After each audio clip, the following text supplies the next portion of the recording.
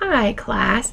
So for my video I watched Mean Girls by Mark Walters, the film from 2004, and the screenplay was by Tina Fey.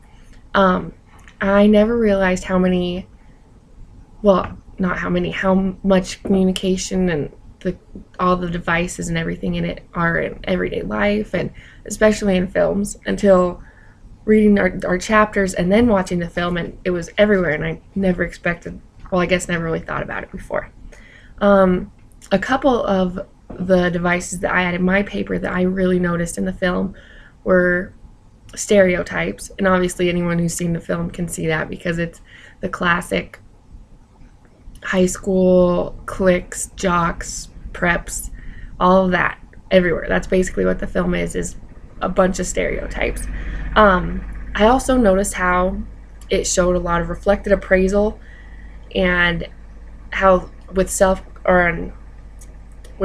comparisons and self concepts and stuff, just like the main character Katie, how as more and more people saw her as this preppy, rude, for lack of a better word, girl, the more she acted like it and the more she kind of conformed to what society saw her as. And another thing that I noticed in the film was the cognitive conservatism in Regina George, how she was just so set in her ways and who she thought she was, even after she lost her boyfriend and her body and everything. She was still so sure that she was this perfect leader of the school, I guess.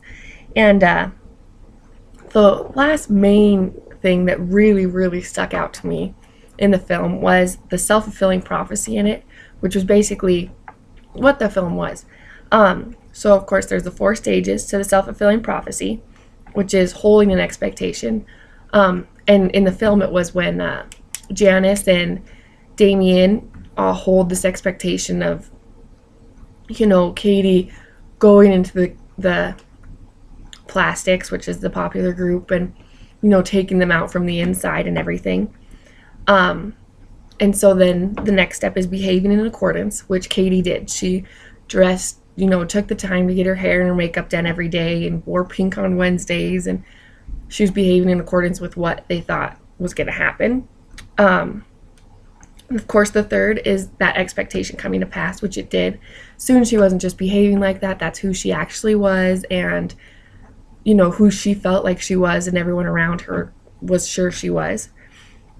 The next one and the last one is reinforcing the original. So after her big epiphany in the school or at her math competition, she realizes that judging other people doesn't make you any better. There's a really good quote that she says at the end of it that says, calling someone else fat won't make you any skinnier. Calling someone else stupid doesn't make you any smarter. And ruining Regina George's life didn't make me any happier. All you can do in life is solve the problem in front of you. And that was just one of my favorite quotes in the movie, and I just thought it was a really good one anyway. But anyway, after she has that epiphany, then she goes back to her naive, sweet, kind, smart, nerdy almost self. And then of course all the cliques kind of break down and everyone lives happily ever after. But I feel like the communication devices in this movie are what actually make the movie. Like, that's basically what it is, and I never really noticed until, of course, taking the class and realizing what some of those devices were.